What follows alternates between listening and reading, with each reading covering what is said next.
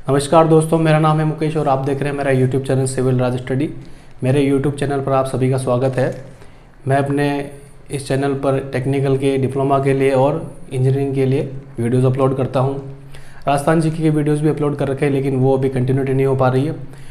अभी अपन engineering mechanics पढ़ रहे हैं, उसके अंदर अपन ने centre of gravity, parallelogram law, लामी थ्योरम, सदिश और अदिश राशियाँ और लामी थ्योरम के अंदर न्यूमेरिकल देखे, समांतर चतुर्भुज के न्यूमेरिकल देखे अपन ने, बल के बारे में अपन ने पढ़ा।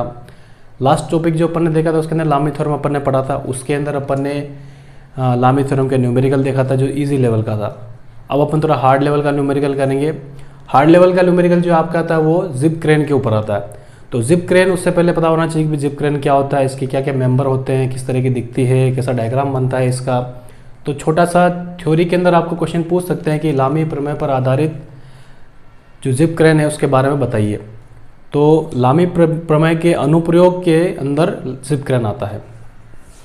तो जिप क्रेन को पढ़ने से पहले, ये न्यूमेरिकल करने से पहले जिप क्रेन पढ़ेंगे, और जिप क्रेन पढ़ने से पहले अपन क्या करेंगे, एक दो चीज़ें हैं जो मेरे को आपको बतानी है कि देखो, एक टेंशन क्या होता है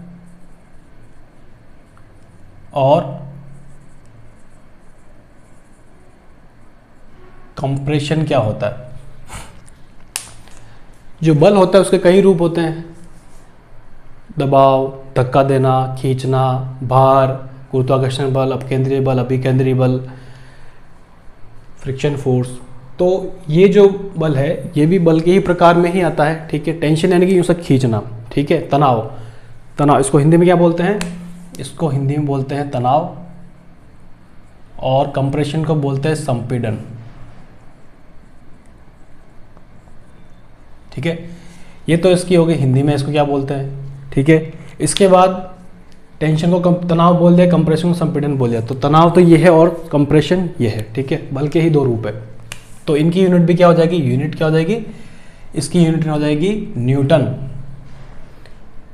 इसमें भी मैं यूनिट भी लिख देता हूँ इसकी। देखो, यूनिट इसकी क्या होगी, यूनिट इसकी क्या होगी, इसकी भी यूनिट क्या होगी, न्यूटन, ठीक है। इसकी यूनिट भी क्या होगी, न्यूटन। इसके बाद एक छोटी सी चीज़ और है, किसी भी मेंबर के अंदर, किसी कॉलम में, किसी बीम में, या फिर किसी अदर स्ट्रक्चर के अंदर कोई ब्रिज बना हुआ है, तो उसमें कोई मेंबर लगा हुआ है, उसमें बल आ रहा है, वो तनाव है, तो उसका सिंबल किस तरह से दिखाते हैं, उसको ऐसे दिखाते हैं, दोनों एरो अंदर की तरफ। और इसके अंदर कंप्रेशन की बात करें, दोनों एरो बाहर की तरफ, ठीक है। इस तरह से बताते हैं। साथ ही मैं आपको बता देता हूँ कि भाई जो जिप क्रेन के अंदर अपने ये किस तरह से काम आएंगे। जिप क्रेन के अंदर जो अपना टाई मेंबर होगा, टाई बार होगा, टाई बार इसको हिंदी में बोलते हैं तान रोड। अभी आप देख लो एक बार, जब डायग्राम बना होगा तो आपको सब पता चल जाएगा। और ये होता है जिप, जिप की कितनी नहीं दी हुई है। तो ये दो चीज़ें हैं। तो टेंशन किसके अंदर आएगा, टाई बार के अंदर आएगा, और कंप्रेशन किसके अंदर आएगा, जिप के अंदर आएगा। अब मैं आपको डायग्राम बना के बताता हूँ। ये डायग्राम हो गया इसका, ठीक है। ये एक क्षैतिज मेंबर है, ठीक है। ये बीम की तरह दिख रहा है बिल्कुल।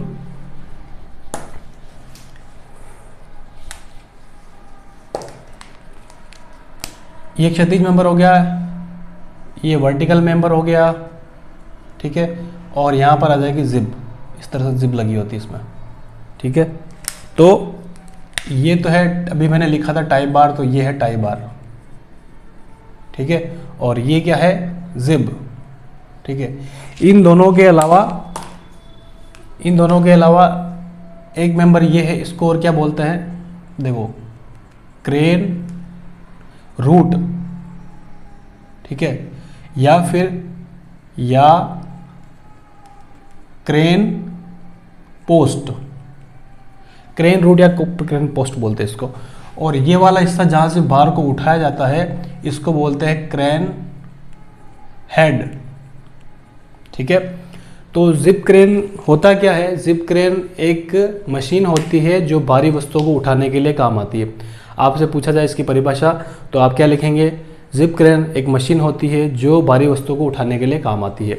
इसके अंदर टाई बार होती है, इसके अंदर जिप होती है, इसके अंदर क्रेन हेड होता है और इसके अंदर क्रेन रूट या फिर क्रेन पोस्ट होता है। उसके बाद आप क्या लिखेंगे, टाई बार के अंदर तनाव आता है, टाई बार के अंदर क्या आता है, इसके अंदर आता है टेंशन,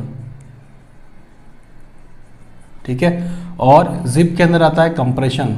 शॉर्ट फॉर्म में लिखूंगा कंप्रेशन में, इसमें कंप्रेशन आ गया, ठीक है।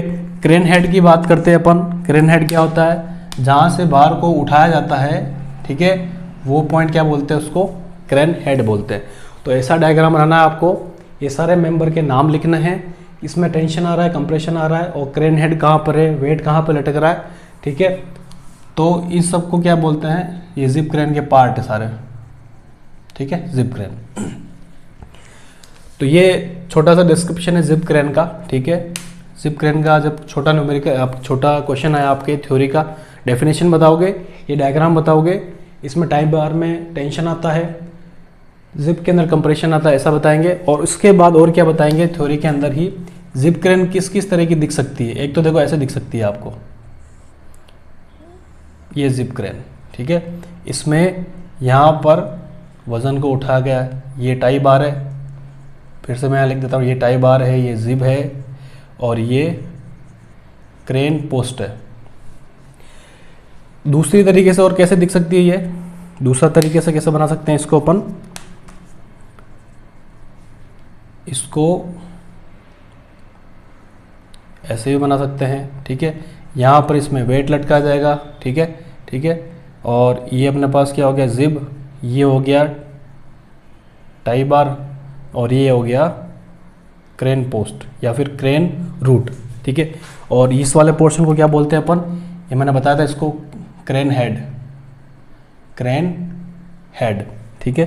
और यहाँ पर क्या हो जाएगा, ये वाला क्रेन हेड हो जाएगा, क्रेन हेड। ये दो तरह की होगी। एक तीसरा टाइप इसका और होता है, वो ऐसी दिखती है, उसमें ये वाला मेंबर तिरछा हो जाएगा और ये ऐसे बन जाएगी, यहाँ से वज़न को उठाया जाएगा, ठीक है। ये हो जाए जिब, इसके अंदर इस तरह से है, ये जिब है, ये क्रेन पोस्ट, ठीक है, और ये हो गया अपना टाई बार। टाई बार का मतलब तान रोड, ठीक है। और इसके अंदर ये वाला क्या है, क्रेन हेड, ठीक है, जहाँ से क्रेन हेड क्या है, जहाँ से वज़न को उठाया जाता है, ठीक है। तो यहाँ से लेकर यहाँ तक ये अगर आप इतना सा लिख देंगे इसके अंदर, ठीक है, परिभाषा के साथ में, तो आपके 3 नंबर का क्वेश्चन आता है छोटा थ्योरी वाला, वो भी आपके कवर हो जाएगा। अब जो अपन न्यूमेरिकल करेंगे उसके अंदर लिखा हुआ है कि भाई टाई बार है, यहाँ पर क्रेन हेड लिखा हुआ है, क्रेन रूट लिखा हुआ है, ठीक है, जिब लिखा हुआ है। जब अपन को ये पता होंगे तभी अपन न्यूमेरिकल कर पाएंगे, ठीक है। तो ये सारा आप नोट कर लें। इसके बाद अपन सीधा चलते हैं न्यूमेरिकल पे। ये थोड़ा हार्ड लेवल का न्यूमेरिकल है। इसके बाद इसी तरह का एक न्यूमेरिकल जिप क्रेन पर अपन और करेंगे। इसको मैं मिटा देता हूँ और अपन चलते हैं न्यूमेरिकल की तरफ। थोड़ा सा आप समझ लो, देखो लामी थ्योरम के न्यूमेरिकल्स के अंदर सबसे जो दिक्कत आती है वो एक ही चीज़ में आती है कि आप एंगल कैसे निकालोगे। एंगल निकालने के लिए आपको थोड़ा सा जो ज्योमेट्री है, ज्यामिति, उसके कुछ नियम पता होने चाहिए। एंगल नहीं निकालोगे तो सारा क्वेश्चन आपका गड़बड़ हो जाएगा। और डायग्राम अच्छे से बनाएं आप। डायग्राम अगर आप अच्छे बनाते हो तो आपको अच्छे नंबर मिलेंगे। जनरली ऐसा होता है कि बच्चे सारा क्वेश्चन सही कर देते हैं, पूरा आंसर निकाल देते हैं, पूरी स्टेप्स भी लिख देते हैं, लेकिन डायग्राम बनाया है लेकिन अच्छा नहीं बनाया, लिखा अच्छा नहीं लिखा है, ठीक है, प्रॉपरली उसको शो नहीं किया है बुक के अंदर, किताब के अंदर जो आपकी कॉपी आती है आंसर कॉपी। उसमें क्या होता है कि एग्जामिनर जब आपकी कॉपी चेक करता है तो पिछली कॉपियाँ चेक करने से उसका दिमाग खराब हो जाता है कि भाई ऐसा कैसा लिखा। तो जब आपकी हो सकता है आपकी कॉपी का नंबर आए तब तक उसका दिमाग इतना ख़राब हो जाए कि भाई आपका अच्छा लिखा हो फिर भी बेकार प्रेजेंटेशन होने के कारण आपको कम नंबर मिल सके। तो प्रेजेंटेशन का थोड़ा ध्यान रखिए, आपको अच्छे से दिखाना है, सारी चीज़ों को अच्छे से नोट करना है। अगर आंसर निकालते हो तो उसको एक बॉक्स के अंदर बताना है। उसके बाद यूनिट सारे लिखें, डायग्राम पेंसिल से अच्छा सा स्केल का यूज़ करके बनाएं, तो आपको बहुत अच्छे नंबर मिलेंगे। तो आइए न्यूमेरिकल को पढ़ते हैं। न्यूमेरिकल में क्या दिया हुआ है, एक जिप क्रेन में जिप तथा टाई रोड की लंबाई क्रमशः 5 मीटर तथा 4 मीटर है। अपन को इसके अंदर जिप क्रेन के अंदर जिप और टाई रोड की लंबाई दी हुई है, ठीक है। क्रेन रूट की ऊंचाई 3 मीटर। अच्छा, क्रेन रूट भी दे दिया। अपन ने 3 मेंबर पढ़े थे, टाई रोड, जिप और क्रेन रूट, तो तीनों की अपने पास लंबाई आ गई। उसके बाद ये दे रहा है कि भाई टाई रोड क्षैतिज है, यानी कि जो सबसे ऊपर अपन ने पहले बनाया था टाई रोड वो ऐसे रहेगी, ठीक है। फिर यदि क्रेन हेड के ऊपर 2 किलो न्यूटन का भार लटकाया जाता है तो जिब तथा टाई रोड में उत्पन्न होने वाला बल ज्ञात कीजिए। अब जिब के अंदर अपने पास क्या है, कंप्रेशन आता है, और टाई रोड के अंदर क्या आता है, अपने पास टेंशन आता है। अभी मैंने बताया था, ये तो मेरे को पता है, ठीक है। और एक पॉइंट दिया टाई रोड क्षैतिज है, तो सबसे पहले मैं क्या करता हूँ, इसके अंदर डायग्राम बनाऊंगा, उसके अंदर जो टाई रोड को बना देता हूँ। ये टाई रोड है मेरी, इसकी टाई रोड की लंबाई इसने दी हुई 4 मीटर, ये 4 मीटर लिख दिया। इसके बाद जिब और क्रेन पोस्ट, क्रेन पोस्ट हमेशा इसी तरह से रहेगा, क्रेन पोस्ट में कोई चेंज नहीं आएगा, ये वर्टिकल ही रहेगा। और इसने दिया हुआ है जिब क्रेन की लंबाई में, जिब कितना है, जिब कितना है 5 मीटर, ये 5 मीटर, ये 4 मीटर, और ये कितना दिया हुआ 3 मीटर, ठीक है। सारी वैल्यू अपन को दी हुई इसमें, ठीक है। अब मेरे को क्या बताना है, इसके अंदर और इसके अंदर फोर्स कितना आ रहा है, ये जिब अपनी, ठीक है। इसमें मैं लिख देता हूँ छोटा सा, ये जिब है और ये है टाई बार, ठीक है। मैंने बताया था कि इसके अंदर टेंशन आता है, तो इसको मैं कैसे बताऊंगा, टेंशन को इस तरह से और कंप्रेशन को बार की तरफ एरो करके। अभी मैंने वहाँ पे सिंबल बताया तो वहाँ पे क्लियर नहीं हुआ, तो यहाँ देख लेना, ये मेंबर है, इसके अंदर कंप्रेशन को मैं ऐसा बताऊंगा, टेंशन को ऐसा बताऊंगा, ठीक है। और फिर बताया कि क्रेन हेड के ऊपर 2 किलो न्यूटन का भार लटकाया हुआ है, तो क्रेन हेड ये होता है, तो मैं यहाँ पर क्या करता हूँ, 2 किलो न्यूटन का भार लटका दिया, ठीक है।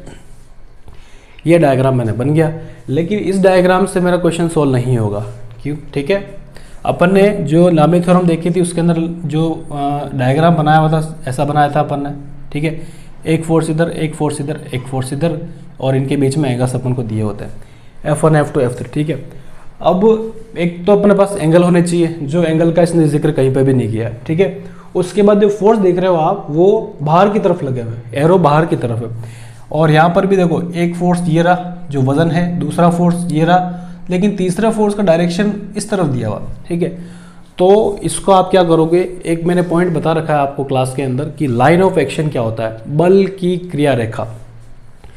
कोई भी बल है, मान लीजिए ये बल लग रहा है इस तरह से, ठीक है, लेकिन मैं यहाँ पे काम कर रहा हूँ, मैं काम यहाँ पे कर रहा हूँ, बल यहाँ पे लगा हुआ है, तो इस बल को यहाँ पर लेना, तो मैं क्या करूँगा, बल की जो लाइन है उसको ऐसे डैश डैश करके आगे बढ़ाओ, सीधी सीधी एकदम आगे या पीछे, जहाँ पर भी आपको ज़रूरत है वहाँ तक बढ़ा दो, उसके बाद यहाँ एरो लगा दो, तो इसका फ़र्क कुछ नहीं पड़ेगा, ये ऐसा ही रहेगा, इतना फोर्स वहाँ पर भी लगेगा, ठीक है। तो ये होती है line of action of force, यानी कि इस लाइन पर आप फोर्स को कहीं पे भी शो कर सकते हो। तो इसी प्रॉपर्टी का यूज़ अपन यहाँ पर भी करेंगे, अपन को इसको बाहर लेके जाना तो अपन इसको आगे बढ़ाएंगे, लेकिन इस डायग्राम में नहीं बनाएंगे, इसके लिए अलग से डायग्राम बनाते हैं अपन। डायग्राम सबसे पहले मैं टाई बार बनाता हूँ, जिसके अंदर टेंशन लगा हुआ इस तरह से, ये टेंशन लगा दिया, ठीक है। देखो टाई बार, ये वेट, ये वर्टिकल है, अपन किसी भी चीज़ को एकदम स्वतंत्रतापूर्वक इस तरह से लटकाते हैं तो वो वर्टिकल ही रहती है, ठीक है। और ये इसने दिया क्षैतिज, यानी कि ये एंगल कितना आएगा 90 डिग्री, तो दो एंगल के बीच में तो कोण अपन को पता चल गया।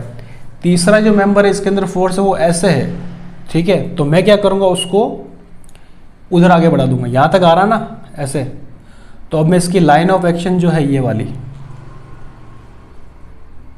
ये अब जो मेरा ये वाला फोर्स है वो यहाँ पर ले लिया मैंने, ठीक है। इसका अब कोई खास मतलब नहीं है, चाहो तो मिटा सकते हो, लेकिन एंगल निकालने में थोड़ी सी ये काम आएगी, इसलिए इसको ऐसे ही रहना दो। तो देखो ये वेट, एक ये और एक ये आ गया, ये मेरे को दिया हुआ 2 किलो न्यूटन, ठीक है। इसकी जगह मैं क्या लिख सकता हूँ, 2000 भी लिख सकता हूँ, 2000 न्यूटन। किलो लगा हुआ है, इसका मतलब क्या है, इसका 1000 होता है, ये हो गया, ठीक है। अब आप ये समझना कि भाई ये मेरे पास है ही नहीं, ठीक है। आप डायरेक्ट ऐसा बनाओगे तो भी चलेगा, तो भी आपके नंबर नहीं काटेंगे, ठीक है। तो आप एक बार इसको ऐसे ही लेके चलो, ठीक है, जैसा है मैं बना देता हूँ वापस ऐसे। अब मेरे को एंगल की जरूरत पड़ेगी, एक एंगल भले मैंने निकाल लिया, लेकिन बाकी एंगल मेरे पास नहीं है, ठीक है। मेरे को बाकी वाला एंगल चाहिए, तो अपने एग्जाम के अंदर अगर कोई न्यूमेरिकल दिया है और 5 मीटर 4 मीटर 3 मीटर इस तरह से दिया हुआ है, अपन को वैल्यू दी हुई है, तो ये ऐसे ही नहीं दिया है, ठीक है। ये किस लिए दिया है, इस एंगल इस जो ये भुजाएं अपन को दी हुई है, इनकी लंबाइयाँ दी हुई है, इनको साइन कोस का यूज़ करके अपन एंगल निकाल सकते हैं। क्योंकि ये 90 डिग्री पे है, इसलिए अपन क्या करेंगे, समकोण त्रिभुज के अंदर देखो सॉल्यूशन स्टार्ट करते हैं अपन। अगर ये एक समकोण त्रिभुज है, ठीक है, तब मैं नाम भी लिख देता हूँ, इसको देता हूँ ए, इसको बी, इसको सी दे दूँ, ठीक है। तो ये कौन सा हो जाएगा अपने पास, बी पॉइंट। तो अब देखिए ट्राइंगल ए बी सी में, त्रिभुज एबीसी की बात करूंगा, इसके अंदर मैं लिखता हूं, इसको मैं नीचे लिख देता हूं यहाँ पे, साइन, कुछ नोटेशन अपन अपनी तरफ से लगा लेते हैं, ये थीटा मेरे को निकालना है, क्योंकि यहाँ पर इस पॉइंट पर जो एंगल आएंगे वो अपन को मेरे को निकालना है। तो मैं क्या करूँगा, इसको थीटा मान लिया मैंने। अभी सिर्फ मैं ये निकाल सकता हूँ, ये निकालने का मतलब नहीं, ये चाहिए भी नहीं अपन को चाहिए यहाँ पे, तो साइन थीटा। अब मेरे को बताओ साइन थीटा क्या होता है, लंब बटा आधार। लंब क्या होता है, समकोण त्रिभुज के अंदर जो एंगल अपन ने लिया है इस यहाँ पे, उसके सामने जो भुजा होगी उसको अपन लंब बोलेंगे, ठीक है। तो लंब बटा आधार कितना हो जाएगा अपने पास, नहीं लंब बटा कर्ण, सॉरी मैं गलत बोल गया, लंब बटा कर्ण। साइन थीटा क्या होता है, लंब बटा कर्ण, 3/5, ठीक है। ये आ गया। अब इसको थोड़ा और सोल्व कर देता हूं मैं, देखो अगर मेरे को थीटा निकालना है तो मैं क्या करूंगा, साइन इसको इधर लेके इन्वर्स बन जाएगा ये, और 3/5, ठीक है, ये आ गया। अब इसको मेरे को कैलकुलेटर का यूज़ करके निकालना पड़ेगा कि थीटा की वैल्यू क्या आती है। इसका इन्वर्स निकाल लेते हैं अपन, साइन इन्वर्स 3/5।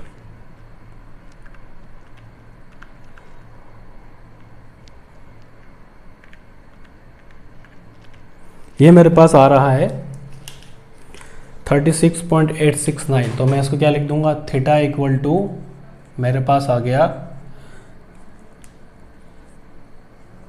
36.87 डिग्री, पॉइंट के अंदर निकाला है मैंने, ठीक है। थीटा मेरे पास ये आ गया। अब ये वाला जो थीटा है, ये थीटा और ये भी थीटा है, क्योंकि ये वाली भुजा ये वाली है, जिब है, और ये वाली क्या है, टाई है। तो ये एंगल मेरे पास क्या आ गया, 36.87, ठीक है। ये एंगल मैंने निकाल लिया। इस एंगल को मैं और कहाँ पे यूज में लूँगा, अभी देखना आप। अगर जैसे मैंने बताया लाइन ऑफ एक्शन का यूज करके हम आगे बढ़ा सकते हैं इसको, तो इसको बढ़ा दो आगे, इसको ऐसा आगे बढ़ा दिया मैंने, तो ये वाला एंगल भी इसके बराबर होगा। तो ये भी कितना हो जाएगा, 36.87 डिग्री, ठीक है। ये वाला एंगल आ गया। इस डायग्राम के अंदर मेरे को एक तो जो तीनों फोर्स है मेरे पास, एक फोर्स ये, एक फोर्स है, इसके बीच में तो सीधा सीधा दिख रहा 90 डिग्री का एंगल है, ठीक है। अच्छा मैं इनके नाम भी देता हूँ। जो इसके अंदर आ रहा है वो T1 दे दो, जो फोर्स आ रहा है, और इसके अंदर आ रहा है उसको बोल दो T2, और ये क्या है अपने पास, W, ठीक है। सिंबल भी मैंने दे दिया अपन को। T1 और T2 निकालना है। तो इसके अंदर क्या है मेरे पास, ये T1 है, ये W है, और ये मेरे पास क्या है, T2। मेरे को T1 और W के बीच में एंगल निकालना है, मेरे को T2 और W के बीच में एंगल निकालना है, और T1 और T2 के बीच में एंगल निकालना है, ठीक है। तो सीधा सीधा देखा जाए तो क्या आ रहा है, देखो सबसे पहले जो साफ साफ दिख रहा है कि ये 90 डिग्री एंगल है ये वाला। तो T1 और W के बीच में क्या एंगल है, देखो T1 व W के बीच कोण, ये कितना आ रहा है, सीधा सीधा दिख रहा है 90 डिग्री, ठीक है। उसके बाद मेरे को देखना है W और T2 के बीच में कोण, W व T2 के बीच का कोण कितना आ रहा है, यहां से लेकर ये वाला इतना एंगल कितना है। तो ये लाइन तो सीधी है और ये ऐसे है, तो ये वाला तो हो जाएगा 90 डिग्री, प्लस ये और जोड़ दो इसके अंदर, तो मेरे पास क्या आ जाएगा, पूरा एंगल आ जाएगा। इसमें जोड़ो 36.87, तो ये कितना आ जाएगा, ये हो गया 126.87 डिग्री। ऐसे अब T1 और T2 के बीच में निकाल दो। देखो देखो हर बार एंगल निकालने का तरीका अलग होगा। तो मैं एक दो एग्जांपल लेके आपको बता दूंगा, लेकिन बाकी दिमाग आपको लगाना पड़ेगा। थोड़ा अलग तरह के क्वेश्चन के अंदर अलग तरीके से बताया हुआ है कि भाई ऐसा ऐसा दिया हुआ है। जैसे यहाँ पर एंगल नहीं दे के मेरे को लंबाइयाँ दे दी तो मैं ऐसा निकाल रहा हूँ, कहीं कहीं पर एक दो एंगल दे देंगे तो बाकी एंगल आप निकालो। तो वो थोड़ा सा आपको प्रैक्टिस करके निकालना पड़ेगा, ज़्यादा नहीं, 3-4 टाइप के क्वेश्चन है और कुछ नहीं, बाकी आप आराम से सोल्व कर सकते हो। तो T2 और T1 के बीच में बात करें अपन, T1 T2 के बीच में एंगल निकालना मेरे को यहाँ से यहाँ तक का। तो अगर देखो इसको मैं सीधा सीधा अगर आगे बढ़ाता हूँ ऐसे, फिर से ये वाला 90 हो गया, ठीक है। लेकिन ये वाला एंगल पूरा तो मेरे को ये निकालना है, ये वाला पूरा, और मेरे को ये भी नहीं पता और ये भी नहीं पता, नहीं ये पता है मेरे को, ये कितना है 90 है और ये नहीं पता, लेकिन ये भी फिर 90 है इस तरफ, एक क्वाड्रेंट ये, एक 90 ये, एक 90 ये, एक 90 ये, एक 90 ये, क्वाड्रेंट बन गया एक तरह से, ये भी 90। तो ये पूरा 90 है, इसमें से मैं ये घटाऊंगा तो मेरे पास ये आ जाएगा, और ये मेरे को पता है 90 है। तो मैं क्या करता हूँ, देखो मैं क्या करता हूँ, 90 प्लस ये तो आ गया। अब ये निकालना है मेरे को, ये निकालने के लिए 90 में से इसको घटाना पड़ेगा, यानी कि 90 माइनस 36.87 डिग्री, ठीक है। इसको सॉल्व करते हैं, देखो 90 और 90, ये कोष्टक को खोलने के बाद 90 और 90 तो क्या हो जाएगा 180 में से 36.87 को माइनस कर दो, तो ये कितना आएगा, देखो 36 आएगा 87 टू 1 पॉइंट, ये कितना आ जाएगा मेरे पास 145 नहीं 143, ये आएगा मेरे पास 143, ये एंगल आ गया मेरे पास, ठीक है। तीनों एंगल आ गए, T1 W के बीच का एंगल 90 आ गया मेरे पास, W और T2 के बीच में एंगल आ गया मेरे पास 126, और T1 और T2 के बीच में मेरे पास कितना आ गया 143.12, ठीक है। ये वैल्यूज़ निकालने के बाद क्वेश्चन बिल्कुल सिंपल हो गया। अब लामी थ्योरम लो, उसके अंदर वैल्यूज़ रखो और आंसर निकालो।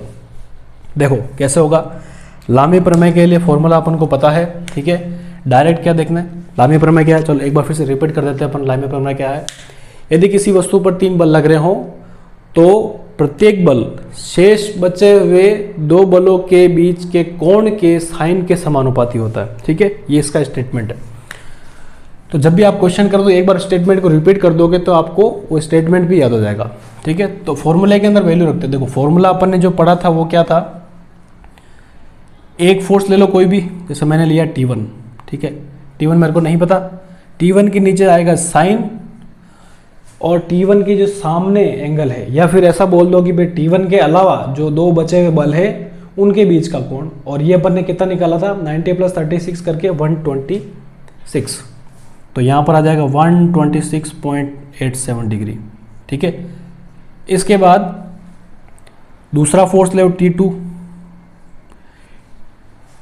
T2, तो बचे हुए 2 फोर्स है ये वाले, इसके बीच में कितना 90 डिग्री दिख रहा साफ साफ,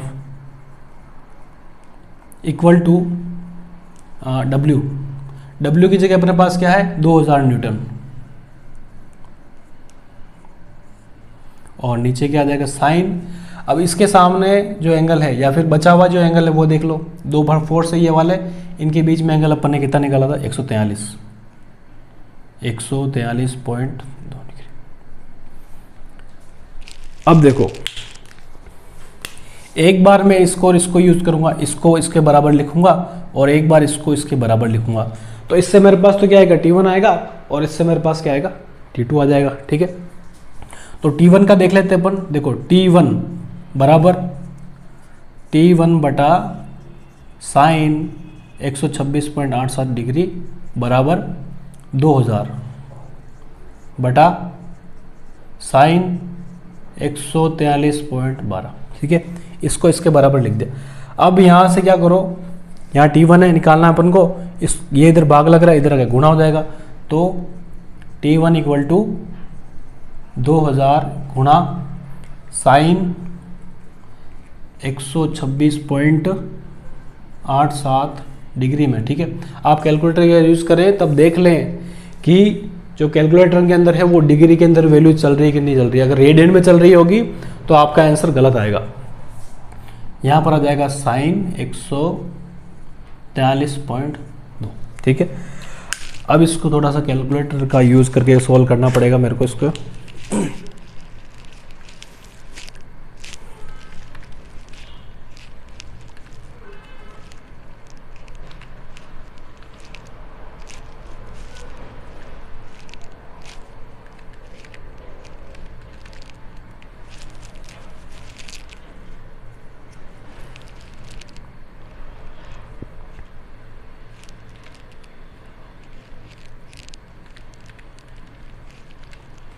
ये मेरे पास आ रहा है T1 की वैल्यू क्या आ गई मेरे पास,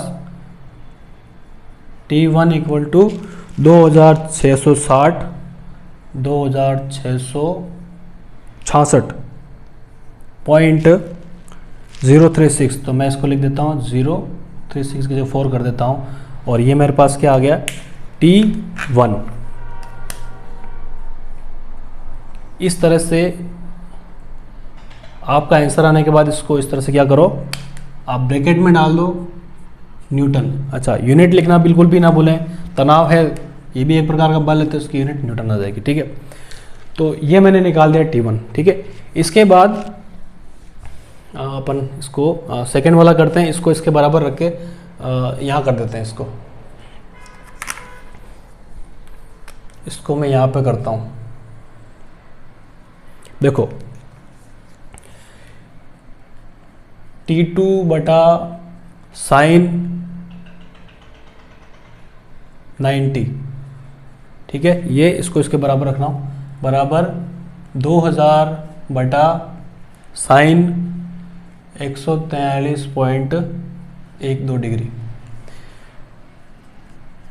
T2 क्या आ जाएगा, इसको इधर लेके गुणा कर दो। वैसे ही इसकी वैल्यू 1 होती है तो इसको छोड़ दो, कोई दिक्कत नहीं, वरना लिखना चाहो तो लिख भी सकते हो साइन 90। ठीक है, और साइन 143.12 डिग्री।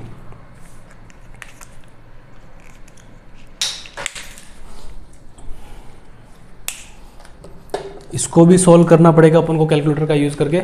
साइन 91 है, इसकी तो कोई दिक्कत नहीं है, तो 2000 के अंदर भाग दे दो आप साइन 143 का, साइन 143.12 ये आता है मेरे पास 3332। ये आ गया मेरे पास 3332.549 लिया हुआ, तो मैं इसको लिख देता हूँ 5. ठीक है, न्यूटन। यूनिट लगाना ना भूलें, यूनिट ना लगाने से आपका एक नंबर भी कट सकता है। ये आ गया अपना T1 और T2। अब मैंने आपको जिप क्रेन के बारे में सारा बता दिया, टाई बार बता दिया, क्रेन पोस्ट जिप सारे बता दिए, क्रेन हेड क्या होता है सब बता दिया, न्यूमेरिकल भी बता दिया। इस क्वेश्चन के अंदर जब पहले से ही अपन को सारे फोर्स ऐसे दिए हो तो कोई दिक्कत नहीं है, लेकिन एक फोर्स ऐसे दिया हुआ है वो भी अंदर की तरफ एरो इसका, तब क्या करना पड़ेगा अपन को, बाहर की तरफ एरो लगा के करना पड़ेगा। अब यहाँ पर तो ये फोर्स कंप्रेशन के अंदर है, ठीक है, और यहाँ पर ये फोर्स टेंशन में आ गया। चेंज करते ही इस पॉइंट को देखते हुए, इस पॉइंट की तरफ था तो कंप्रेशन, इससे दूर जा रहा था टेंशन। तो जब आप करेंगे आंसर लिखेंगे, तब जब T2 का लिखेंगे, T2 के लिए क्या लिखोगे आप, इतना, ये कंप्रेशन है, ये टेंशन है, ये वाला जो आंसर निकाला था ये तो टेंशन है, टेंशन फोर्स है ये, और ये कौन सा फोर्स है, कंप्रेशन।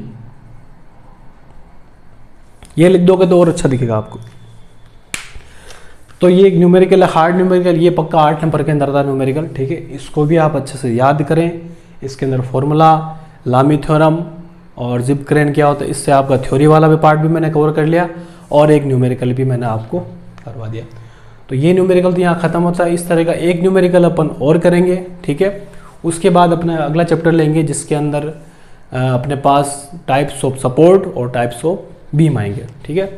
तो इसको अपन यहीं ख़त्म करते हैं। धन्यवाद।